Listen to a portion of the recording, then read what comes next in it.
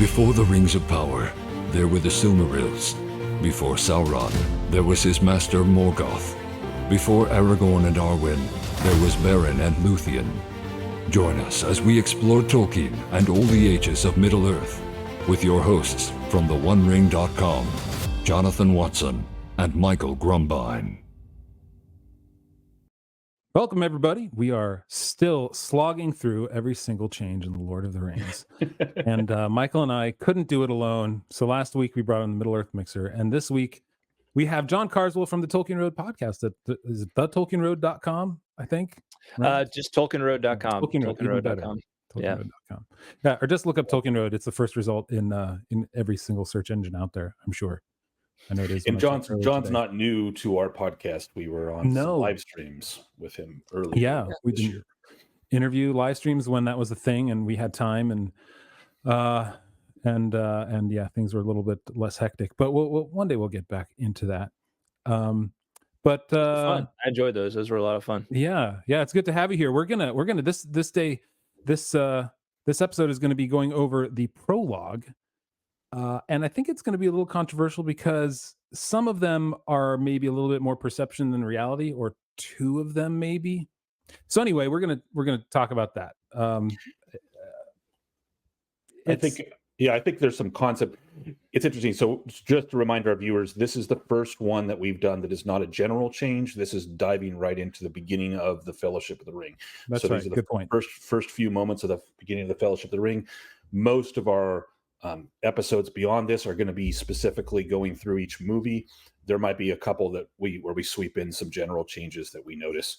I know there's going to be at least one when we get to it in the Fellowship. But anyway, yeah, this is our first. So we're just doing the prologue today. 3 different changes that were made in the prologue, or as Jonathan said, maybe 1 or 2 changes, and then some differences of opinion on a third. So we'll see.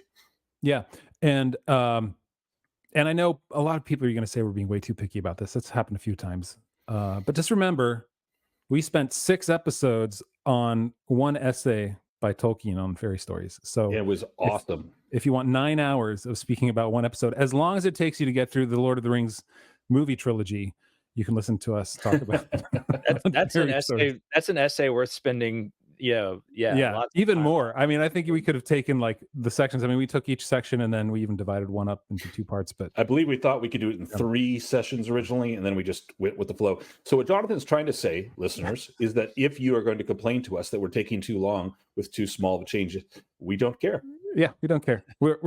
I've been nitpicking things for the last 25 years in Tolkien, so I'm going to continue. I mean, John, how many times have you gone through the Silmarillion? Twice now on your podcast, I think. Twice through the Silmarillion. Yeah.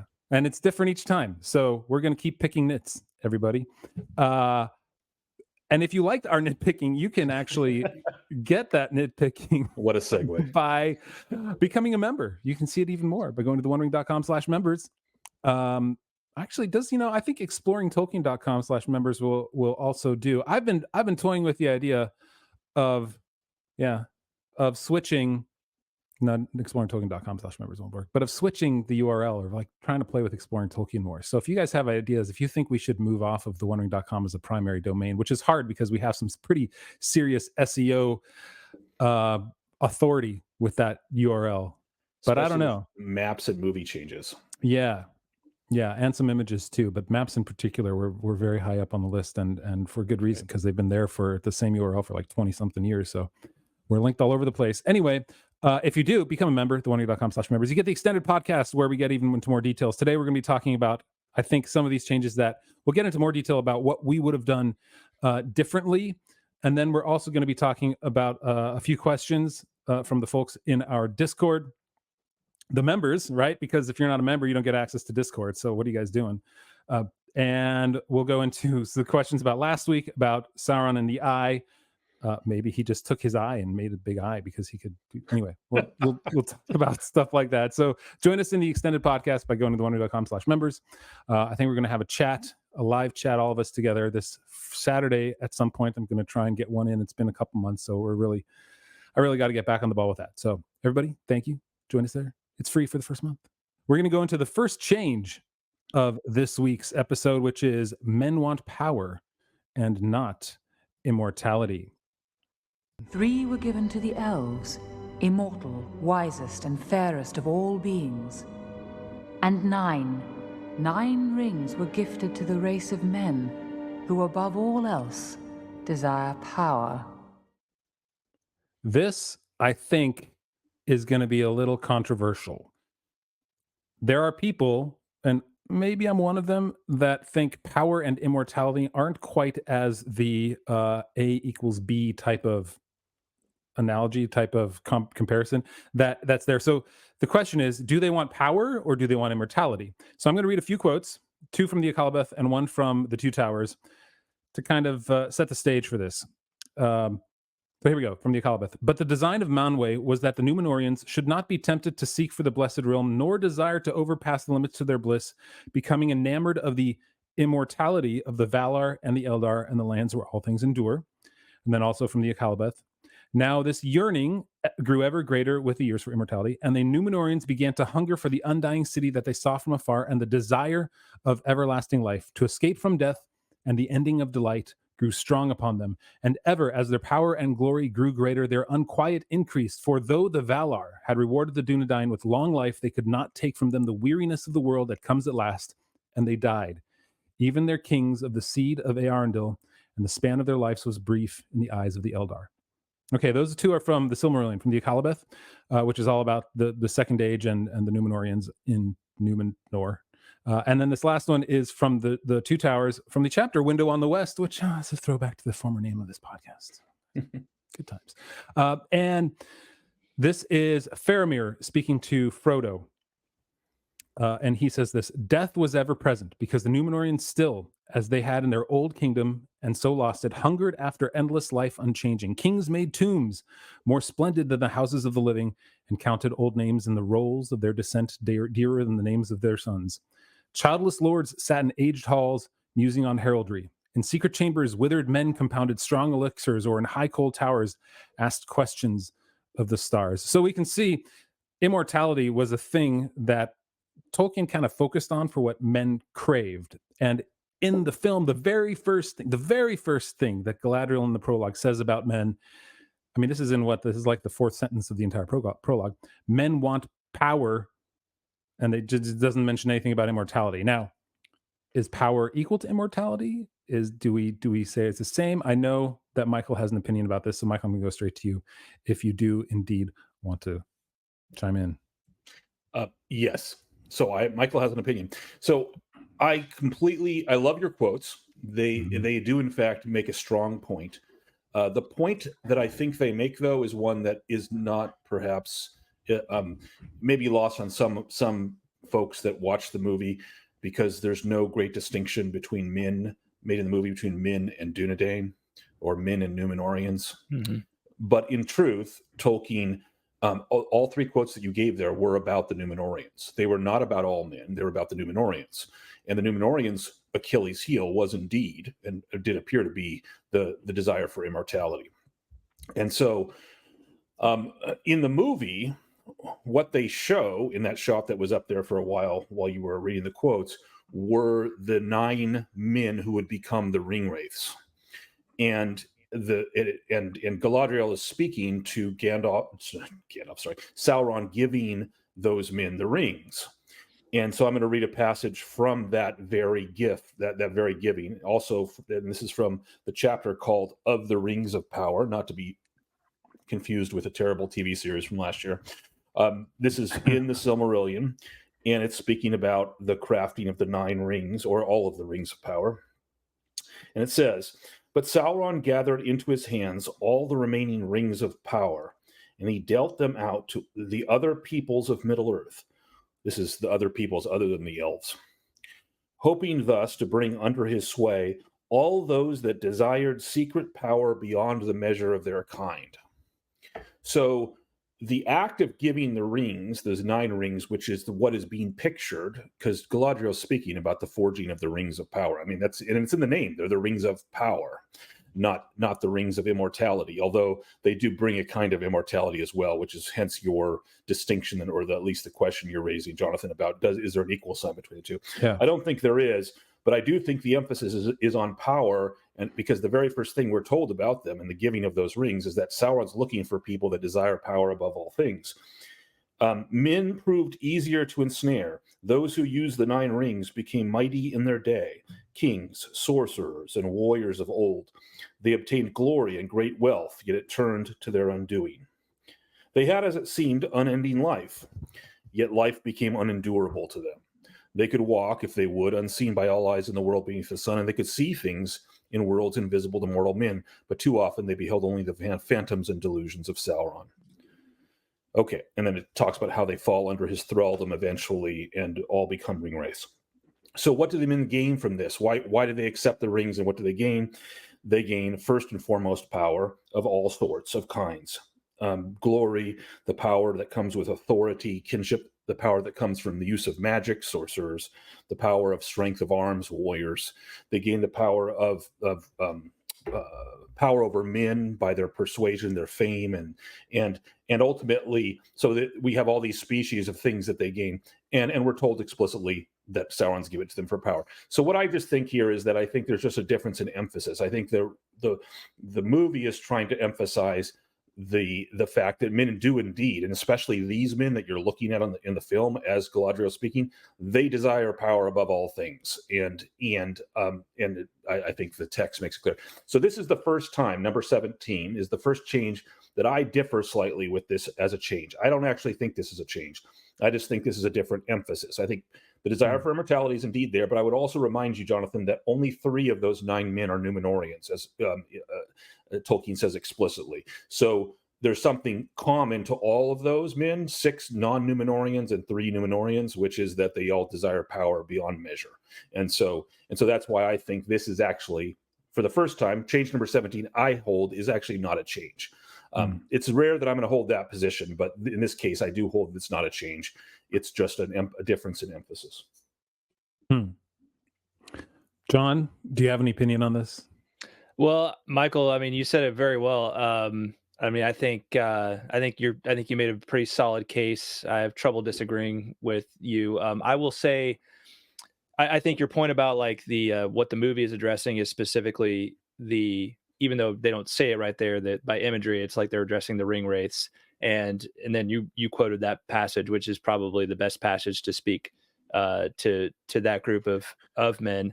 I will say that I don't know that it's a change either, but I would have liked to have some kind of mention of the desire for immortality, because that men in general have in Tolkien's Legendarium, because that is such an important driver.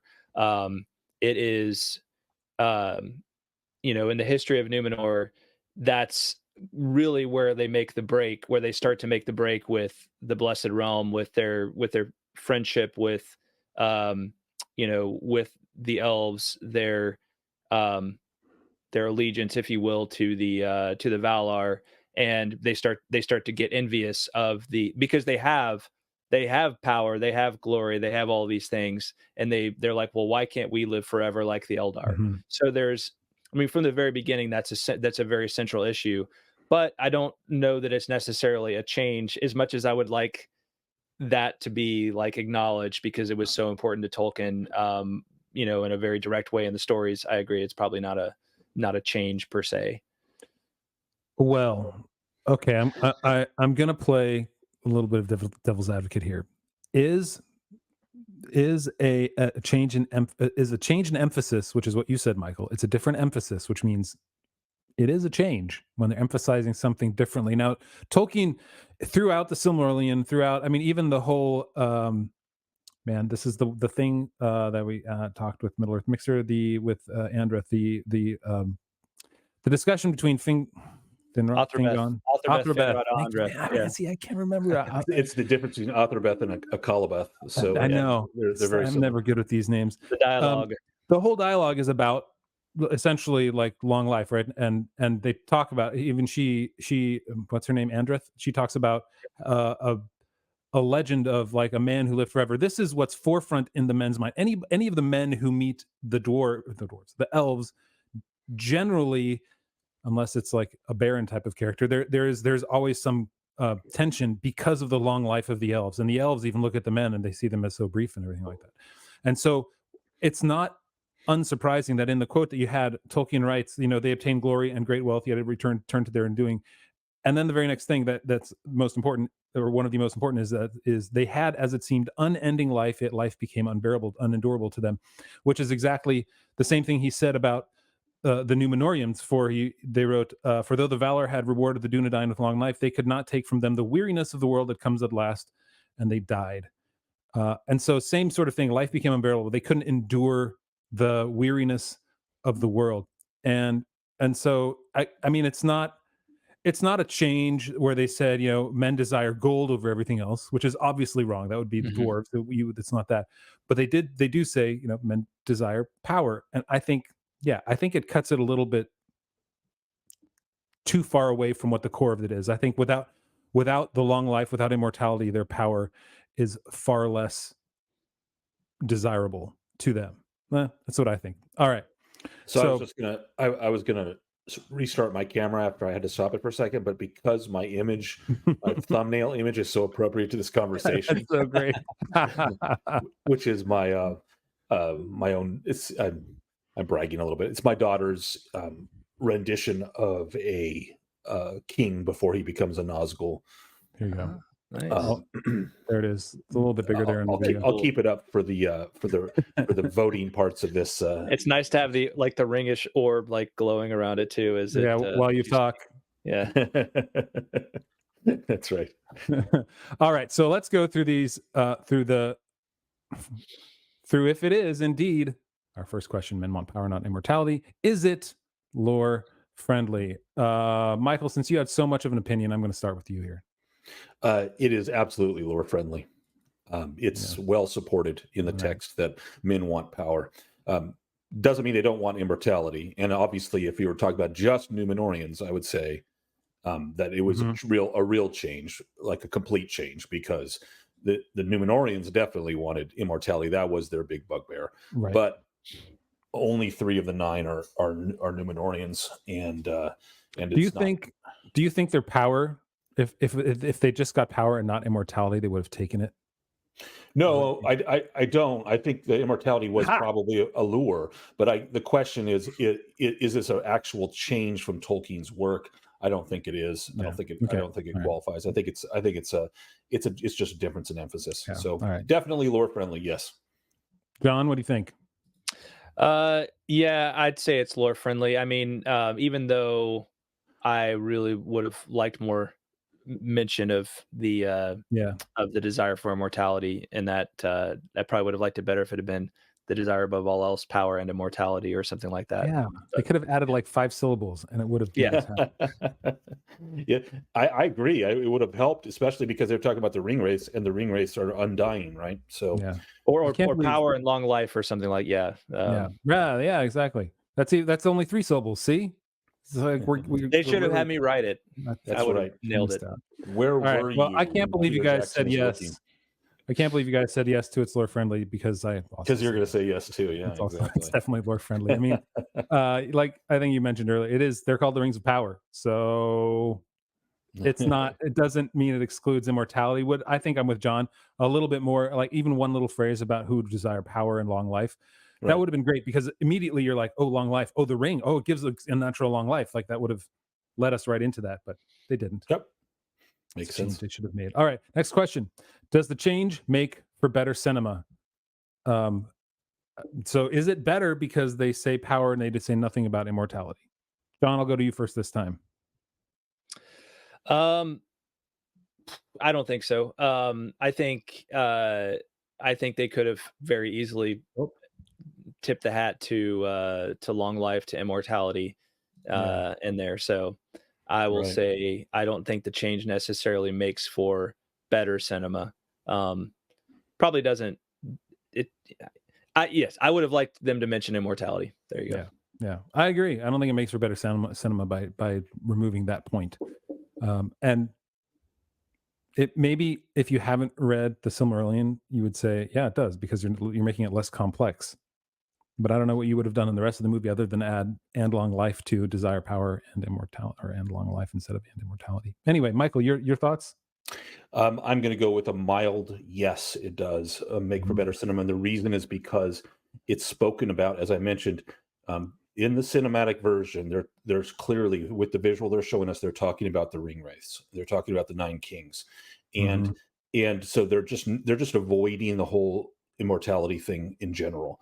But when they focus on the power side, these are the rings of power, and this is part of Sauron's lure with all of these rings. And so it ties, for people that don't know the text, it ties the story better in with the lust for power, but only in a mild way. I don't have a strong opinion, but I do think it mildly makes it better and clearer for the cinematic version. And behind it's fun. Like, I'm just thinking about like the changes that are massive. They get the same rating importance as this here, the same weight importance. So this is not a very important change to me. But when we get to Faramir, that's a pretty important change to me. But it's still just one of one, not one of. Well, you know what we should do actually is whenever we decide to take a break from this, or when we end it, we should have what we consider our top 10 most important changes, for better or for worse. That's a good idea. Because it's real. Because you're right. I mean, what we're doing is we're aggregating literally hundreds of changes in this series that we're doing, and so it would be nice to pick the more important ones and talk about the overall effect they have. But that's long in the future. So that is long in the future. Easy for me. Okay, last question. How much do you like the change? How much do you like the change? All right, I'll start on this one. How much do I like the change? I don't like it. I don't hate it. I think it's just right in the middle. I'm just sort of always there. It doesn't bother me, but I think they could have made it a little bit better. Michael? I like the change because I like the focus on the ring wraiths, and so but I don't like it that much. It's not that big, so it's mildly again. So 3.7 for me. 3.7. It's a veritable like straight A there. Okay, John. I don't know about that. 3.7 out of 5 is an A. What college did you go to? It's trying to make a point that you love these changes so much. Totally joking. Okay, John, go ahead. Sorry. I'd probably go with a I'd probably go with a 1. Like, I just meaning don't like it because, and I know we're saying it's not really a change, and I know I said it's lore friendly, it's lore friendly, but it's kind of, but I just man, immortality is the question of immortality and what that would look like is so important in Tolkien's Legendarium, and that I just feel like it's a missed opportunity to bring that up. And I think the thing that bugs me is that whenever folks bring like kind of want to modernize or materialize or make a little more palatable the things of Tolkien, like that's the thing I think bugs me, is like they're not bringing like, and again, not that it's this big dastardly like exclusion, but it's just like immortality is hugely important. It's like when Tolkien takes issue in one of his letters, it make kind of a related question. I think somebody says something along the lines of, well, the point of like the biggest theme in Lord of the Rings is has to do, it may have said something like power or something like that, and Tolkien responds to that and says, no, it's ultimately about like the worship of God, which is mind-blowing because you're like, what? Like, it's about Tolkien claims it's about the worship of God. It's about the worship of God is like the central key issue, because you're like, well, how do you get there? And he explains it, but anyway, I think that missing out on immortality there in the prologue is it's just a dropped ball in terms of the stakes, in terms of everything that's at stake in the story. So man, our guest yeah, you're making Jonathan look like a normie here. I love it. But I have a quick question for you. Do you dislike it as much as you would like some of the more egregious changes, because remember, the change is just the shift to power instead of immortality, which I understand why you're saying it's a missed opportunity, but it's not like men desiring power isn't a theme in Tolkien. So it's not like it's contrary to his story. It's a large sin of omission. Well, you think it's sort of like it would have been really easy to fix, and if it's not like changing Faramir, where they decided to change Faramir, you can't just in post add a phrase to fix Faramir. It just makes me think like it's just like, I mean, I have a lot of respect for I have a lot of respect for Peter Jackson and what he accomplished with the movies. Don't get me wrong, but to me, it's like one of those things where it's like, do you really get it? Like, do you really understand what's going on, like at the deepest level here? And I don't know much about Peter Jackson, like on a personal level, but I don't think he's particularly, friendly to questions of like religion and that kind of thing. But I mean, Tolkien just lays it out in the story, and I think maybe there's a little bit of that bias brought to the table. And through his avoidance, you mean? Yeah. Interesting. So I understand it's not like the most like, oh, I can't believe they changed that, but it's just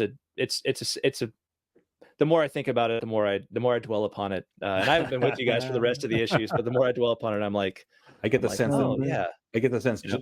John would have a lot of ones in our if he was to stay on. Well, it's good because we've got 2 more opportunities for John to not give a 1. So we're going to go to our very next change in the prologue, and we're combining a couple here because we're kind of talking about the battle a little bit more. And this is called Elendil's Battle and Elrond's Pleading. But the power of the ring could not be undone. Isildur, son of the king, took up his father's sword.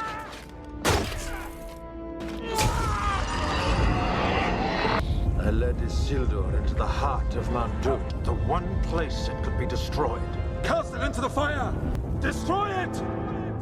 No. Isildur! Isildur! I always like that line.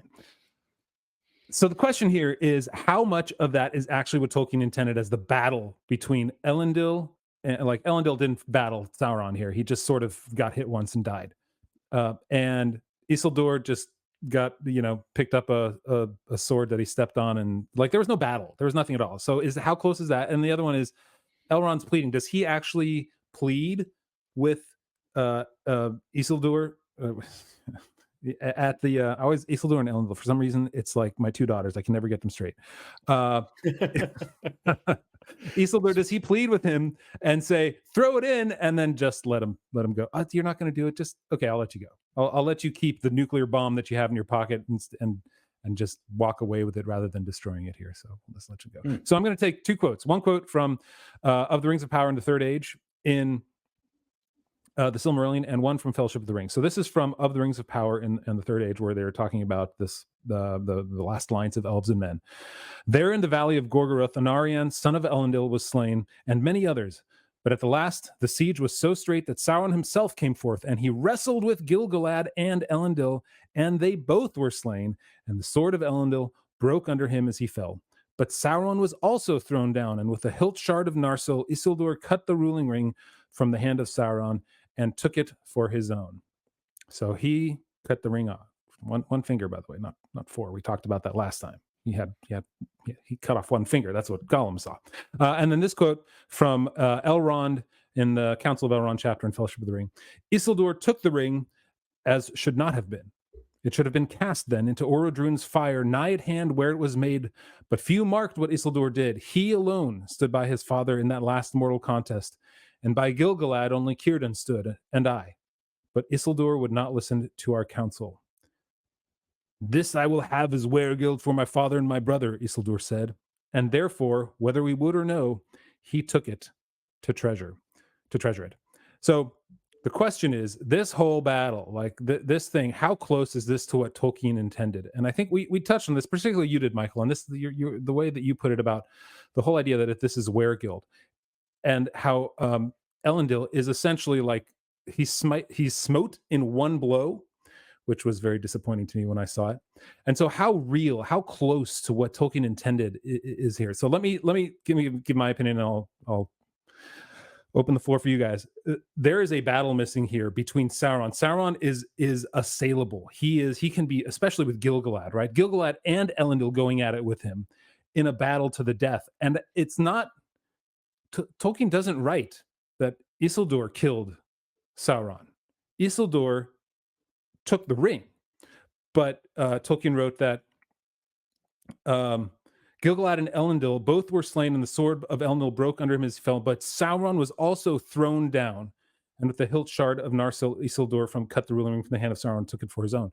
And so he doesn't even say Isildur killed him. He was already thrown down. He was defeated, in my opinion, by Gil-galad and Elendil. And to me, this part is a missed opportunity. We'll get into Elrond's pleading here in a second, but that's what I think about the battle. Do you guys have an opinion? Either of you want to jump in? Go for it, John.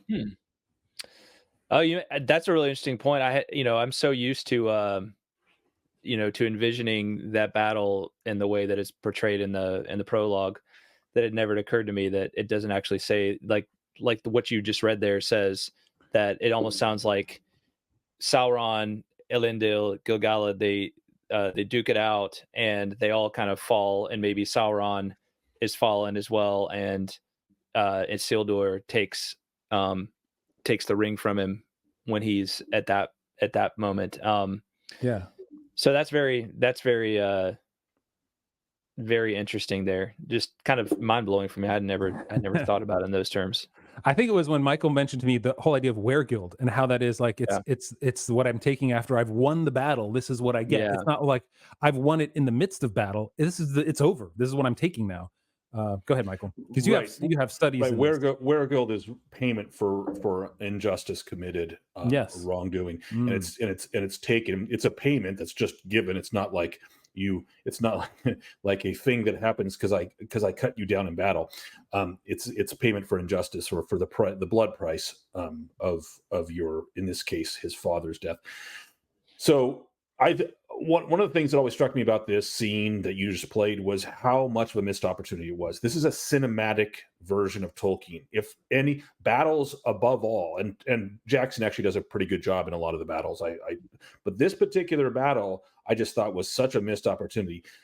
Clearly, they have one split second, like a half a second, where we get to see Gil-galad, which you didn't show, but you can hardly tell that it's. You have to know that there's an elf lord with a spear and be like, oh, that's Aeglos. That's, you have to know that there's actually a history behind that to even know that that's Gil-galad. So it never even shows him as the High King of the elves. The only king it shows is Elendil in this prologue. So the cutting out of Gil-galad, I always thought was irritating.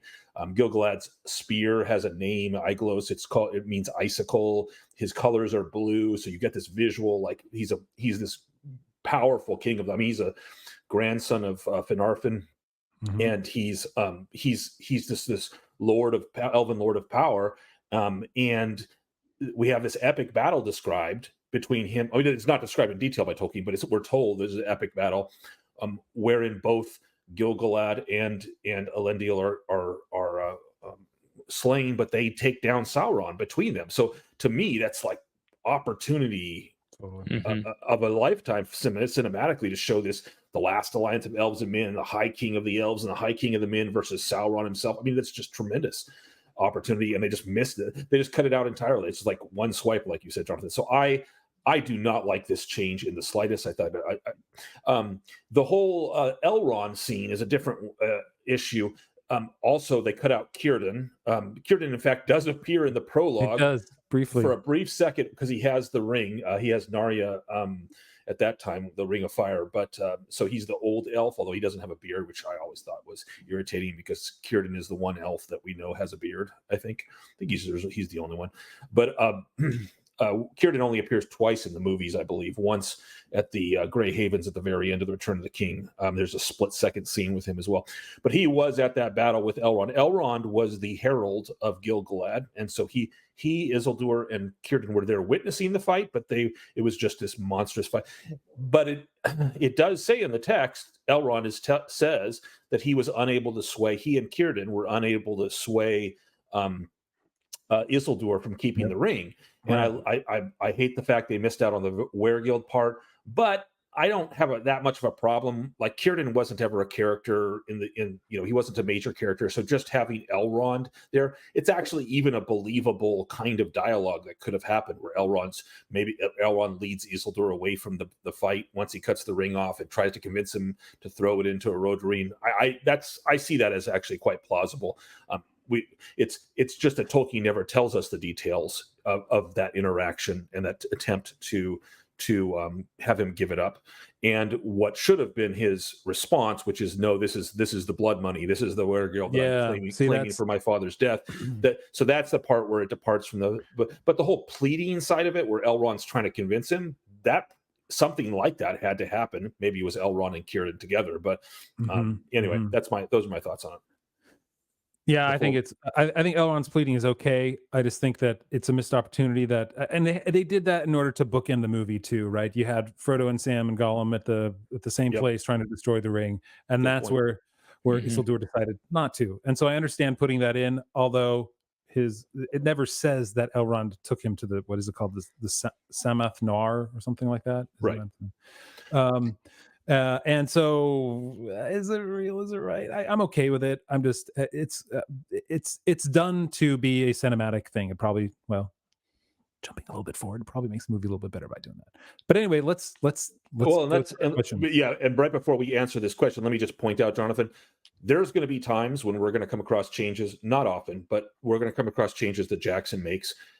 And one of the things I'm going to say about them is that's not what happened in the books, but it's not contrary to what could have happened in the books. Yeah. In other words, Tolkien just doesn't describe specifically what happens. And the question should be in our minds, is this a realistic possible way that this could have happened? Yeah. And if it weren't for the Weregild, I would say yes in this case. Okay. So is it lore friendly? You're saying no. Overall, I'm saying no, because there are two changes we're lumping in, which is the fight, and the fight puts it over the edge. Like the battle, there's no Gil-galad. There's Elendil doesn't even put up a fight. This is not an act. And then Isildur cuts, like, Isildur is the one that defeats Sauron with a broken sword, which is not the way the lore puts it at all. And the emphasis should be different. I feel like this is, the fight between Fingolfin and Morgoth, the challenge that he makes to him at the gates of Angband, it's sort of like this is the harkens back to that. And I think having something that would have been great like that would have been so cool to see on screen. Although it was early in the film, I get it, that would have been hard to do, and you don't want to have a big huge battle and then come down after that to the hobbits for the next hour and a half.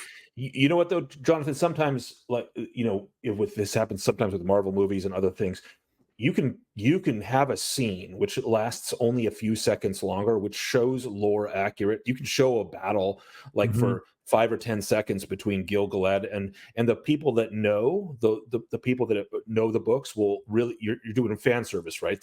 They appreciate what you're doing, and it isn't going to detract from the movie. It's an elf king and a human king battling Sauron, anyway. I agree. Okay, so I'm just going to go and say no, it's not lore friendly. It's a missed opportunity. I want to see Fingolfin fight Morgoth sometime in my lifetime, but not by. Do you mean Gil-galad fight Sauron? You keep. No, I just think like a great battle between the great, like Gil-galad being the one of the the last great king, and Sauron being a big bad guy, but it harkens back to what the battle between Fingolfin and Morgoth would have been like. Definitely, it's an echo. Definitely, it's an echo. The hugeness of Morgoth, and the bright shining goodness, beauty, immortality of Fingolfin there would have, like, you could have had a reflection of that, or a blurred image of that in the fight between them. But we get the awkward swinging of a mace that makes guys fly 50 yards in the air, which I just was funny to me and still seems it doesn't look quite right. It looks like there's no heft to any of the people who are flying around. But anyway, all right, John, your turn. Go. I would say no, and I'd even add in that it's, you know, they even mess up. I mean, you have Numenorians with beards. I mean, Numenorians aren't supposed to have beards. And Elendil, they missed an opportunity to show Elendil being like 8 feet tall, right? Like, Elendil the Tall, right? Yeah. And I kind of, you know, I kind of snicker when I say those things, but at the same time, I'm like, but really, like, you know, like as I look at it now, and I remember the first time I saw the movie, I hadn't read the books or anything when I first saw the movie, and I just thought the prologue was so cool, and I still think it's really like it's really like one of the, like, Jackson does prologues really well, I think. And but now that I look at it, it's like, yeah, you get all the, I can see it in your guys' shoes, having I assume read the books and everything at that point, and like knowing a lot of the lore, that it would have been a huge, you know, there would have been lots of things very disappointing about it. But yeah, overall, I think this is is it lore friendly to me is a very yes, no question. So is it lore friendly? I have to go with a no. Okay. Yeah. And okay, does a change make for better cinema? No, it makes for worse. They would have had they would have had better cinema by sticking to the text, and the way the story actually happened. I didn't say this in the beginning, but there's a really cool thing. Sauron actually kills Gil-galad with his hands. And burns him. This is in one of the lost tales or one of the unfinished tales. He like there's a note where he kills him with the fire from his hands. So you know, this is maybe amplified by the power of the ring. I mean, just cinematically, there's so much cool stuff you could do with that kind of thing. Like Aeglos, I can see like Aeglos having impaled him or something with Gil-galad impaled him with Aeglos. And Sauron just sort of brings him close and burns him, and you know, he goes up in flames, and then Elendil comes in swinging. I mean, just there's so much cool stuff you could do from an action sequence perspective. Doesn't make for better cinema. Yeah, agreed. Ditto, John. I'm actually going to say yes, it does. So I guess here's my rationale. Again, like I said, I remember seeing this for the first time, having not read the books, knowing none of the lore at all, and just like I was so drawn in. And I think when I look back at it, if you had trotted out Sauron in the prologue, and he's there battle like not just completely like whooping all like he goes out there and he uses the mace, and now it looks a little corny. Let's watch that again, shall we? Here we go. Here he is whooping on people in the middle of it all. Yeah. There we go. But the power of the ring. Oh, actually, do I have that here? Or did I cut it out in my clip? There's you cut it out. There's that one thing. Okay. Okay. I had to cut it out because anything under 8 seconds, Warner Brothers takes and is like, nope, we own that. Sorry. Yeah, I got it. But I think my point is, if you had trotted out Sauron this early in the movie and had him like if you had like an elf lord and a man like going toe to toe with him in like kind of an epic battle, A, that may have been too much too soon, and B, it would have maybe taken him down a notch early on. And I think it's much more compelling to show like it's almost like he's just whooping everybody, and then he just has this Achilles heel, right? Which is, you know, that he has, that Isildur gets just kind of lucky shot, you know, chops the ring off, right? You know, I think he trots out there and he just looks like, oh, that guy is unbeatable. Like no one can even like, everybody's terrified of him and nobody can handle him. And so that's why in my mind, you know, remembering coming to it as a newbie, I think it probably makes for better cinema. As much as it, as a lore guy now, I'm like, I like what you guys say, and I would really love to see all of those scenes. Maybe later on in the movie show those, like, because I think the the At the scene Council with of Elrond. Elrond. Yeah, they have a little more of that. They show what's the thing with Isildur isn't in That's at the Elrond. Council of Elrond. Yeah. Okay, yeah, okay. Maybe show more at that point, right, of the battle or something like that. But Yeah. but yeah. Yeah. So in terms of the prologue, I'm saying yes. I think it makes for better cinema. Yeah, I'm not real. This is one where I'm not super duper annoyed by it, or like in the sense that, like, when it comes to does it make for better or worse cinema, my no is kind of like, well, it kind of doesn't. It had to be a prologue, and you don't want to make the prologue last for 15 minutes. Yeah, where people are going to check out because the movie hasn't even started yet. So well, it's kind of. And Tolkien, when he talked about like the like movie scripts, when he responded to movie scripts in his letters, he was okay with abridgment. So basically, like making things more like concise. Yeah. He just didn't like the kind of liberties that people were taking with, like. Well, he was okay with abridgment and with making Galadriel the commander of the Northern Armies. I think he wrote that in one of his. No, that would be a hard no. Big no. All right, so how much do we like the change? This is one where it's not as important to me. I'm going to say it because you have to have considerations for the film. I'm going to give it a 2.9. That you can't make the prologue last forever. And as much as I would have, as a lore person, as I would have liked to have seen that much of the lore of the Silmarillion in the prologue to the Fellowship of the Ring, I know I'm not going to get it, and so I think it's okay with. I'm okay with going with a little higher than a 2.5 this time. John, where do you sit? Do we get to see our numbers this time or no?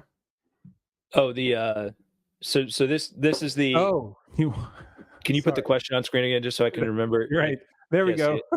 Sorry, I forgot. How much do you like the change? It's a 2.9 for me. There we go. I guess I'm just like, I'd probably just say a 3. I'm kind of. Okay. Like I said, on one hand, I remember being, guy who never knew nothing of the lore and loving the prologue. On the other hand, now I'm like just kind of blending the two, like a 1, maybe a 1 now, but a 5. Then I'm like, okay, I'll just settle with the 3. All right. Okay. I'm good with that. Michael? I did not like the change because I think it underserved the text, which lent itself much better. The text. In other words, so if the whole prologue is 5 minutes, in that prologue, so much time is given to Isildur's travels back, and then is being ambushed by orcs and going into the river and the ring. Like, I watched the whole prologue again today, and do I think it would have hurt them to add 45 seconds more of battle at the beginning? No, I don't. And I think they could have put in some of the cool stuff. So I don't like the change. So I'm going to give it a 2.2. 2.2. The prologue is really closer to 7 minutes long, the extended edition. I'm not sure what it's like in there. So I didn't watch the non-extended edition. So okay. It's no longer the theatrical edition. It's the non-extended edition. Mm-hmm. Because the extended edition is really from the negative. Yes, that's right. All right. Well, that's good. John, you're bouncing from the top to the bottom here. We're hard to pin down. I like it. All right. Next question, guys, we're gonna hit is the ring. And the ring is rather anthropomorphized, which means made kind of human. It's given a personality. It's given it's given the ability to make its own mind up in a way. So this one's called The Ring's Got a Mind of Its Own. Cast it into the fire!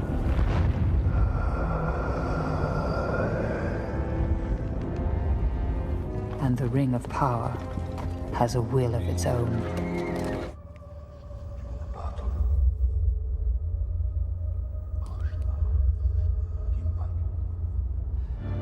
It abandoned Gollum. But something happened then the ring did not intend.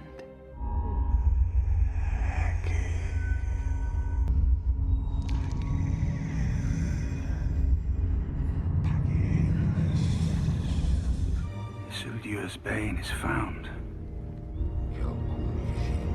Isildur's bane.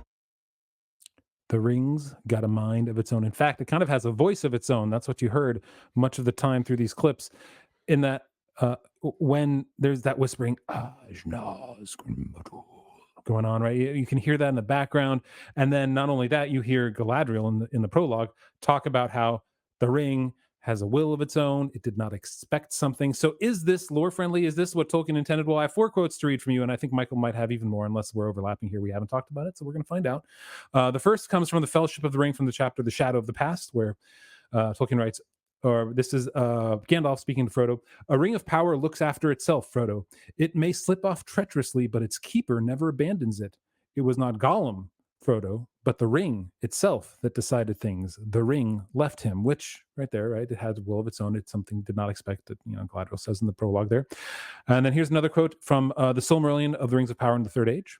"And Saruman deemed that the ring, which was Sauron's, would seek for its master as he became manifest once more, but if he were driven out again, then it would lie hid." So he's saying that the ring would seek for its master. And then in Unfinished Tales, in The Disaster of the Gladden Fields, which talks about how Isildur lost the ring and was killed, and how was it the Ring of Barahir? I can't remember how.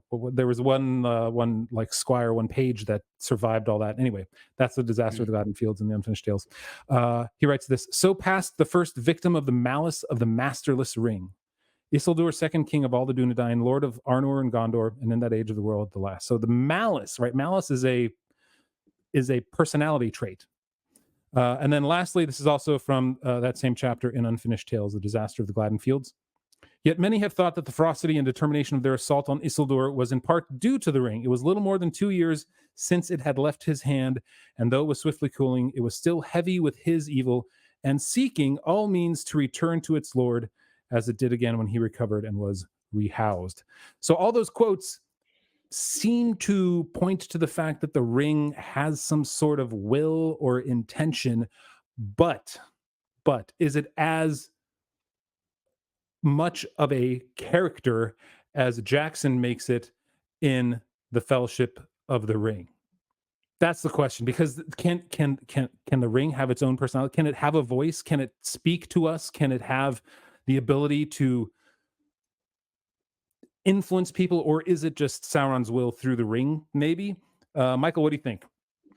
The only we did overlap in one quote. I'll just read the other one, which is also that I have, which is supporting those ones that you brought up, but it actually uses the word will, and this is in the Silmarillion, also of the Rings of Power in the Third Age.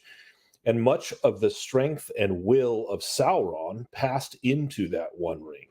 For the power of the elven rings was very great, and that which should govern them must be a thing of surpassing potency."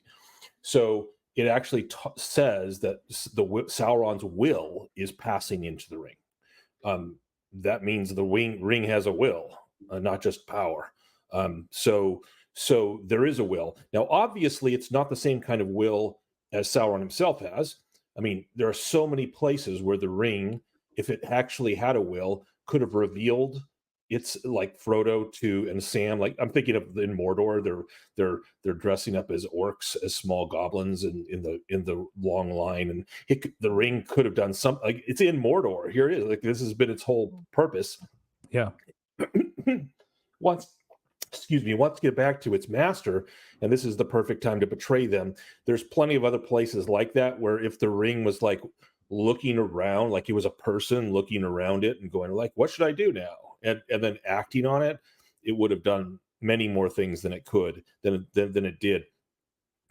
So it does seem to have a will, kind of a passive will, almost like a magnetic will, where it's trying to get back to Sauron. But there is a will there, and the question for me becomes all the whispering. Like, it actually has a voice in the movie, and that's what we never see. So we never see a voice in Tolkien from the ring. At least I don't think so. We never hear any whispering. So obviously, you're in cinema.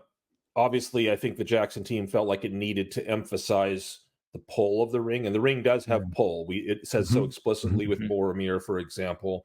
And that it's not just temptation, but there's an actual draw. Obviously, we see it in spades with Gollum. We see it with Bilbo and the difficulty in letting go of the ring, or even knowing that he's not giving it up back in Hobbiton. So, but does it have a voice? No, it does not. There's no time that I've found there where it actually could say anything and whisper to anyone. But maybe I missed something. So those are my thoughts before we answer the questions. What about you, John? How did you take it? The letter, so the whole question of the voice, I was researching this one before we recorded on Tolkien Gateway, and just reading about the ring and its, because there's so much, I feel like there's so much ambiguity about like this question within it. Like, is it just like Sauron in there, like you putting himself in there, or does it become its own thing? I mean, the ring is such a fascinating sort of thing that encompasses all of these big questions about what power actually is and how we make our will more quickly more efficient, more effective. It's like it's so applicable to the modern age with all of our technology. It's like we just have rings all over the place, and we're just doing all these things. But and it's almost like the ring at times is like what we're starting to do with AI and these kinds of things. Man, you're taking the words right out of my mouth. Same thing, man. I was going to say, it's like the ring is the AI for Morgoth. Yeah. Sauron. For Sauron. I mean, well, and I mean, he does, like, it's like, I know with Morgoth, he told one of the volumes of the history of Middle Earth is called Morgoth's Ring, because Tolkien made the point at one point that, like, the whole world was Morgoth's ring, right? Like he sought to make it this tool of domination for himself. And Morgoth became weaker and weaker as he poured his creative like life force into other things of his making. His power became, like, personally, his power became dispersed, and they were like extensions of him. I'm kind of just like throwing all these ideas out there because I don't know that I have a settled mind on this. But here's you're in good company, because Tolkien didn't have a settled mind either. Yeah. The one quote I did find from the letters was from letter 211 about this, and he says, "You cannot press the One Ring too hard, for it is, of course, a mythical feature, even though the world of the tales is conceived in more or less historical terms." So he's just, even he himself isn't really coming down really particularly about what kind of will or sentience or whatever the ring has. So all we can kind of go off of is his hints. The one core thing that I would point to that's very different between the books and the movie is the voice. There's never a voice described in the books, even though there's plenty of other things. The ring does in fact leave people. So the whole funny the bouncing ring down the rock, funny looking in one sense, but it's like, because it's like, what is it expecting? Like, it's got little legs, it's gonna jump, keep bouncing down forever. But or what? But it did in fact. Gandalf even says it left for Bilbo, or left Gollum rather. And let me riff off what you said it with John with AI and the ring. This is what struck me in thinking about this: is the ring is simply reflecting back or spitting back the input that it has. What is the input that it had, or the data that it had? It's Sauron's will and malice, right? He poured all of that into the ring. So what is the ring going to have? It's going to have his will and his malice, because Sauron can't create. He can't create a life. There's no life in the ring. I think that's pretty well established. There's no way that he could create something new that has a will of its own. So somehow it has to be Sauron's will. Now, we can talk about the whole idea of the cinema thing. Let's get into that later. But I think the whole idea that it's like AI, right? It only is going to spit back. It's only going to talk back to you what you've put into it. And so if you give it a bunch of crap, if you give it a bunch of Sauron's ideas of what is the good and right thing to do, then it's only going to spit back the whole thing. So are you suggesting, Jonathan, that we should change the URL of the onering.com to be mordorai.com? That's right. Either that or exploring Tolkien. Either way, I will. All right. So let's look at it. Let's figure out. Let's dive into, is it lore friendly? And I think this hinges on the fact of what we think about the voice, because I will say that the way it's portrayed is lore friendly all across the board, except for the voice, maybe. But here's the thing: is I don't think you can portray it as having a will of its own if it's just a completely inanimate object. When Tolkien writes about the ring, he can tell us what it is. He can explain to us that it has a will, that it has malice. But how do you portray that in the film as part of the evil that's trying to be overcome? Well, if it's just an inanimate ring that doesn't really do anything other than, make you go into the Middle Earth upside down, it's hard to lend it that evil credibility, that evil authority. So I would say right now, yes, it is lore friendly the way it was portrayed in Peter Jackson's films. John, I'm going to go to you. Where do you think this one? Yeah, I'm gonna say yes because I just think there's enough ambiguity. I with the voice, I get that objection. I think I'm gonna save my comments on that until we Okay. get to the next questions. All right. Well, I was Michael? going to say no because of the technicality of the voice. However, Jonathan has changed my mind in his last argument about AI. Once in 70 episodes. Because here's what done it. AI can do. AI can mimic back things that it's put into it. So the voice doesn't have to be the voice of a sentient mind. It can be like the recording of Sauron's will. Yeah. Essentially, it's like an imprint of Sauron's will, and it just manifests itself. And Tolkien never says there's no voice, so who knows what True. how it tempts people. So because of that, and because I was originally connecting the idea of voice with actually having a kind of sentience in order to speak. Nevertheless, I think Mordor AI can do that kind of thing. It could have recordings of Sauron's speaking corrupting words and tempting people. I think there can in fact be a way in which that's the way the ring reaches out around itself without actually having sentience. So I'm going to go with yes. Okay, guys, I might have to buy MordorAI.com and create a chat GPT. I bet you $100 it's already bought. No, it's not. I'm buying it right now, and thankfully we're not live streaming this. So, hold on. Let me log into my account. No, I seriously have it up. I'm going to buy Mordor AI. And we're gonna see. Excellent.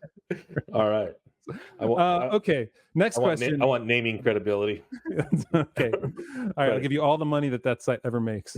Never. Not. Does the change make for better cinema? Well, I kicked us off last time. I'm going to say actually yes. I think it does. Because like I said earlier, the inanimate ring is really hard to make, to give it evil authority, to make it something that is feared. And so having the voice, just that voice in the background, it's almost like it's a reflection of Sauron's voice, of Gandalf's voice too, when he speaks the ring poem in the Orcish language. Yeah. So yeah. The inscription, Black speech. Thank you. I feel like it had to have that in order to make it what it needed to be in order to have that ominous feeling. Anyway, all right. And I'm going to throw a yes in there. No additional comments. You said all the same reasons. Okay. It needs to be that. It needs to be something cinematic, and I think it's defensible. Yeah, John. Yeah, I think it does, and I think what I wanted to say about the voices, in addition to everything you all have said, is I don't think there would be a better way to portray that effect, that aspect of the ring's power, that it has this it somehow, I mean, we all know the experience of something speaking to you without words, right? Without actual audible words. So how are you going to portray that in a film? It's sort of like the feeling of somebody looking like you, following you in the dark. You can't see anything, but you've got this feeling. How do you portray that on film? Like that, I found this on Tolkien Gateway, which I thought was, and I tried to. So it references letter 246. I couldn't find the exact reference in the letter, but it says part of its essential deceit was filling minds with imaginations of supreme power, and so I'm like, how do you portray? And so that's funny to me that it's part of its essential deceit, because it almost makes me think of like Sauron creates this thing and it's supposed to like tell him how great he is all the time. It's supposed to be like, oh, Sauron, you're so handsome and wonderful. Like, that's right. And then whoever else has it, it's like Gandalf, you could be the greatest, right? Why don't you just well, we see that directly, right? When Sam puts it on, he has the vision of himself striding across the land and turning everything into a garden. Yeah.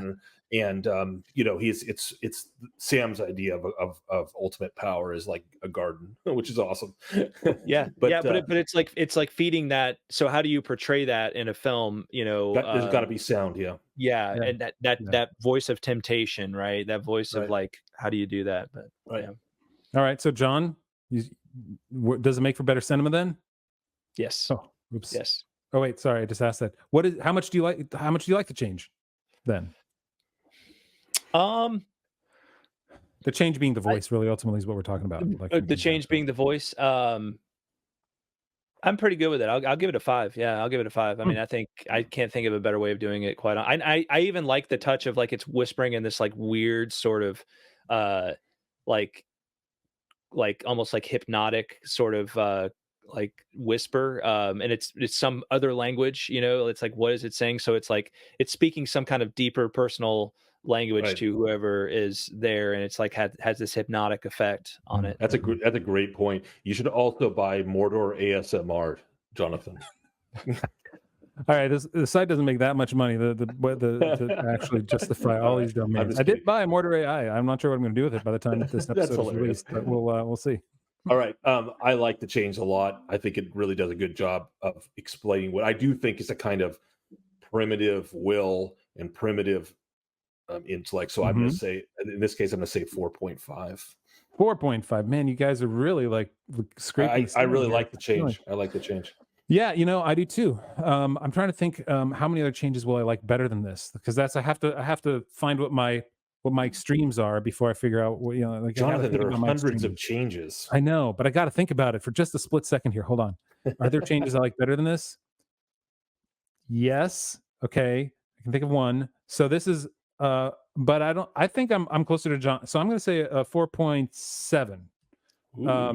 I feel like this change, to push your average. Yeah, I feel like this change worked really well. I don't think it was done in an over the top. It didn't like you said, we didn't see little legs sprout up and have it run away from Bilbo in the Gollum's cave. So I think it worked really well. I like the change, and I think even though that there is like they give it this voice, they anthropomorphize it even more than Tolkien did. So that is a change, but I think it worked well for the films, and I think they had to because there was no creation of that ring of malice through the words of Tolkien in our head. All right, you've convinced me for a second time. Changed mine to 4.8. It's hard for me to think of a better change. I was going to be so proud about how I was higher than you on this one, and yet you had to. All right, I'm going to be a 4.81. Playing games now. All right, wow, guys, we're high. That's crazy. I'm impressed. Change number 19, our favorite change. Our favorite change. I didn't think that this ring, this ring being given a character of its own in a way would be so high, but I don't think they could have done it any other way, and I think the change was necessary, and I think it worked out really well. I think it lent the ring what it needed to have, and it made it into a character that needed to be destroyed. Right? It wasn't just quantum entangled with Sauron, and it was just sitting there. So it was actually and Sauron not really making like visible appearances in this film, which is obviously a visible medium other than in the prologue. What do you mean? Kind of need a big giant. You need it to have a stronger character. There was the laundry line eye between the towers of Barad-dûr. I mean, there is that. Yeah. The burning laundry line. Oh wow! All right, guys, that was great. We're done with almost right now. It's like 8% of our total so far that we have. Don't give us those percentages. But we'll see. We are next week. We're going to be hitting a few more changes in Lord of the Rings. I don't have them up in front of me. Sorry, guys. My big long list is in a different spreadsheet somewhere. You're going to be surprised. You'll all be surprised. Yeah. Unless you're on our Discord chat, then I'll post them early so that you guys can ask some questions about that. We are going to be jumping into our extended podcast with John. We're going to talk about some questions that some folks have. We're going to talk about like what changes, since we didn't really like the Elendil's battle and Elrond's pleading as much as we would have if we wouldn't have known about the lore. What would we have done differently? We'll talk about that. And so if you want that, you can become a member at theonering.com/members. It's $4 a month. The first month is free. Get the extended podcast. It's 20 minutes longer, and you can ask us questions in Discord, and you can chat with me. And if Michael's free on Saturday sometime, I don't know yet, Michael, I'll let you know. So the answer to that is no. Saturday is my wife's birthday, so there will be no live chatting, live streaming. Can you just jump on your phone while you're at dinner with your wife or something? He probably doesn't care that much. You see her like every day. The reason I've survived 25 years of marriage is because I don't do things like that. Oh man. However, all right. Before we jump into our extended podcast, though, something was released recently. In fact, by the time this comes out, it'll be last week, and that is something that you guys haven't seen in a while. If you like Tolkien, That's this. That's the new expanded letters of J.R.R. Tolkien. It was released last week. This bugger is 700 pages long. That's crazy. It's awesome. And John, you've leafed through this. This was just released. I just got my copy yesterday. I think you did too. You've looked at it more than I have. What do you think of what you've seen? And what did you say? 100, 150, 100? How many new letters were in here? 150 new letters. And so apparently the story on this is that it was what they originally intended to release back in 1980, but the publisher basically said it's too long. You need to take some length off of it. They tell the story in the preface. And so 150 letters. Humphrey Carpenter and Christopher Tolkien excised 150 letters, and so this includes those 150 letters. They add them back in chronological order, but they don't change the numbering of the original edition. So what they do is they add letters onto the end of each like, so if a letter comes between 140 and 141 chronologically, they'll make it 140A or 140B or something like that. Yeah, see it right there. That's 150. That's 56A right there. See that? Like those, yeah. Okay, that's cool. Do they? I can't find anywhere where they tell us which ones are new. Is there a glossary? They don't have like a list of which, like, where to find the new ones or anything. So that's why I like literally went through each page and was like, how, what, like, and just kind of glanced to. A lot of them are pretty short. A lot of them are like the shorter passages from obviously longer letters or just little notes. You can understand why they were the ones that were excluded. But there are a few in there that are actually like, fairly long letters. There was like one thing that there's a couple that pertain to, I think it's the film The Song of Bernadette, which is a movie about like the Our Lady of Lourdes miracle. And I hadn't realized just how deeply affected Tolkien was, and like what in high regard he held like Saint Bernadette.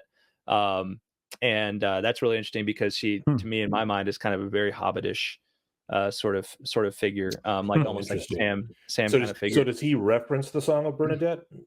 He does, like he mentions going to see it, I think, in like 19. I think because he mentions a movie about Bernadette, about like Our Lady of Lourdes, and our kids like that movie. I think was it an Academy Award winner? I can't even remember, but I have it up on screen. I can't remember. What year did it come out? That 1941. 41 book. The film came out in 43. Okay, 43. So yeah, that's probably about the right. That's probably about the right. They won I think the letter was best actress, best cinematography, best art direction, best scoring of a dramatic or comedy picture.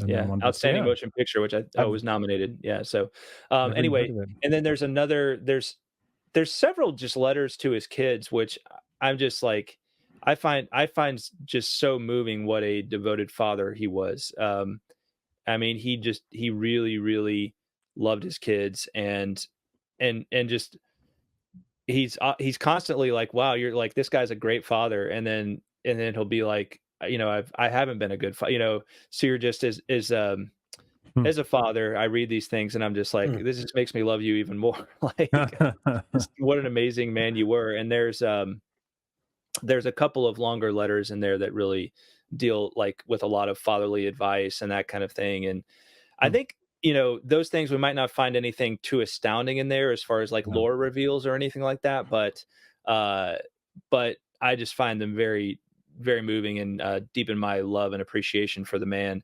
Right.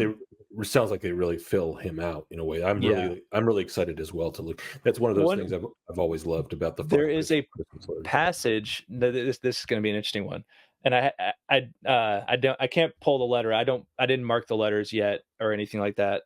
But there's every once in a while the question of like, what was Tolkien's like kind of political leanings, or was he like was he anti communist, anti-socialist? And there's a letter actually in there where he is talking about like later in his life, where he's talking about like the insanely high tax rates they had, and when all these like rock stars were becoming tax exiles, and like the Rolling Stones, I think, were one of the famous bands in the late 60s, early 70s. And he's complaining about like, I could publish more, but they're just going to take all the money. That's great. And he at one point he basically like kind of lays into like the socialists and leftists that run the government. And so that was a little bit like, ooh, this is going to be an interesting one to talk about in a video at some point, to maybe dive into that a little more. For sure. Tolkien's economic views. That's interesting. Yeah. George R. R. Martin would have loved it.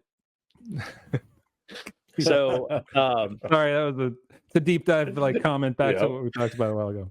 So there's it's, I mean, for me, like my old copy of the letters is all marked up and everything, and so I love his letters, and so this is just a really exciting thing. If you already love his letters, if you don't already have his letters, then just get this, because you're just going to have more letters to start with, and you need to have his letters if you are a Tolkien fan. And one thing that's really interesting is like we mentioned before, Tolkien, he kept changing Galadriel into like more of a Virgin Mary type of character almost, right? It was like there was the same. And what's crazy is the last letter he wrote was he talks about her as being commander of the Northern armies. No, don't do that. You know what?